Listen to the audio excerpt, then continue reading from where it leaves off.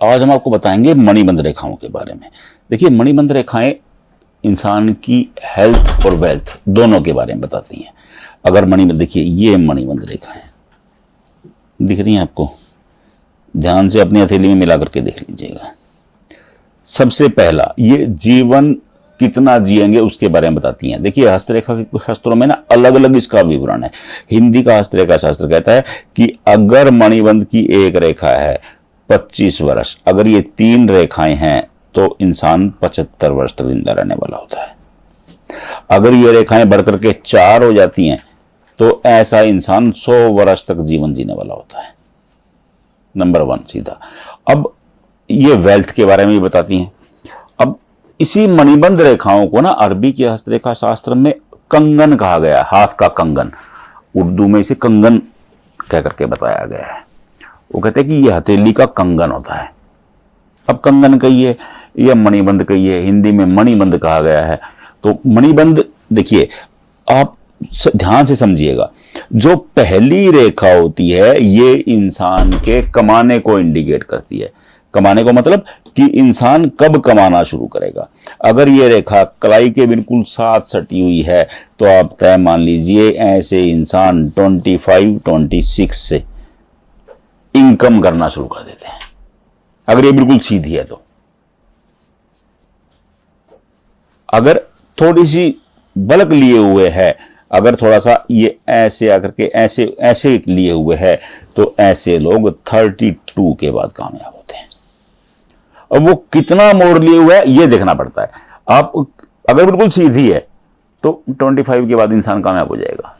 25-26 वो कामयाबी की तरफ कदम रख देगा। अगर थोड़ा सा घुमाव लिए हुए है तो जितना घुमाव है 28-32, वो जितना घुमाव है उस हिसाब से ये चेंज हो जाता है।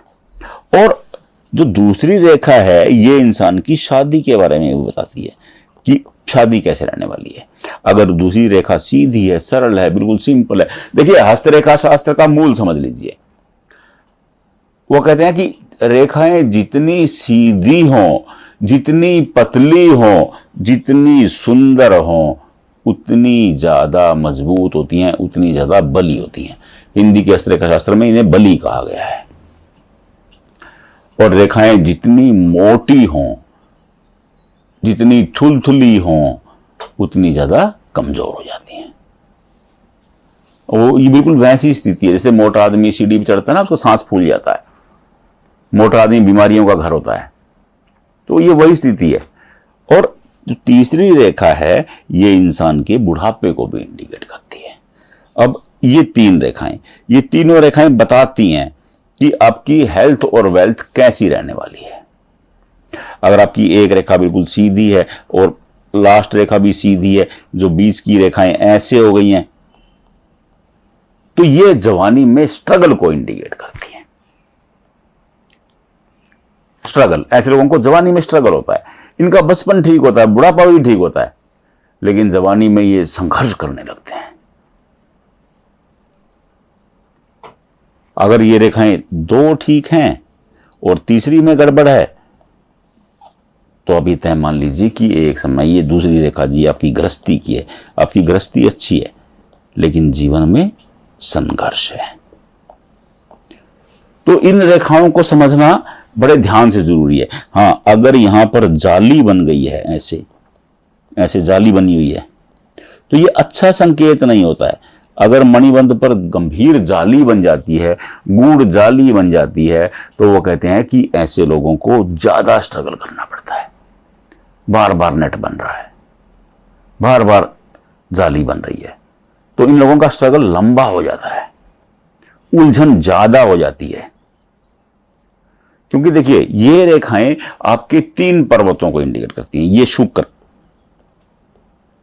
ये केतु और ये चंद्र। ये इन 3 पर्वतों को भी संपर्क करती हैं। ये रेखाएं, अगर ये रेखाएं पास में है तो त्रिग्रह योग भी बना जाती हैं, उत्तम होता है। शुक्र क्या है? आपकी पर्सनैलिटी है।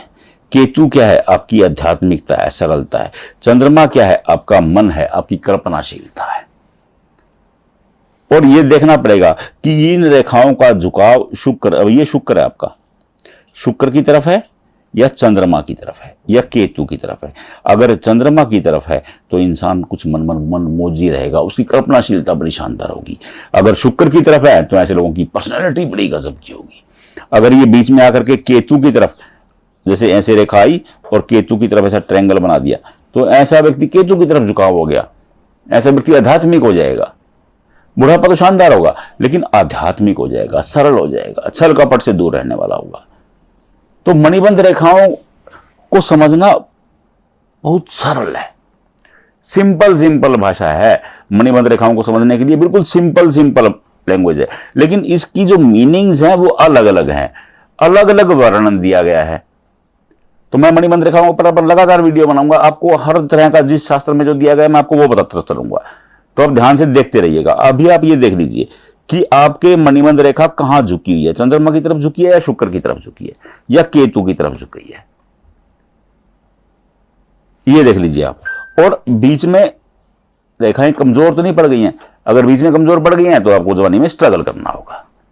बिल्कुल सिंपल रास्ता है ये, सिंपल तरीके से मैंने आपको बता दिया है, आप समझ लीजिए।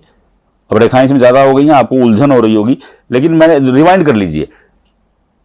अगर आपको वीडियो समझ में नहीं आया ना, दोबारा देख लीजिए, कोई पैसा नहीं लग रहा इसमें, क्योंकि नेट तो दनादन मिल रहा है, हर घर में वाईफाई है और आपके तो फोन में ही नेट इतना है आजकल। दोबारा देख लीजिए, कोई दिक्कत ही नहीं है। रिवाइंड करिए, एक एक लाइन के बारे में आपको पता लगता रहेगा, तो इस जाल के झंझट से आप निकल जाएंगे। फिर भी समझ में नहीं आ रहा, कोई दिक्कत नहीं है, कमेंट बॉक्स में भेज दीजिए, हम आपको देख करके बता देंगे।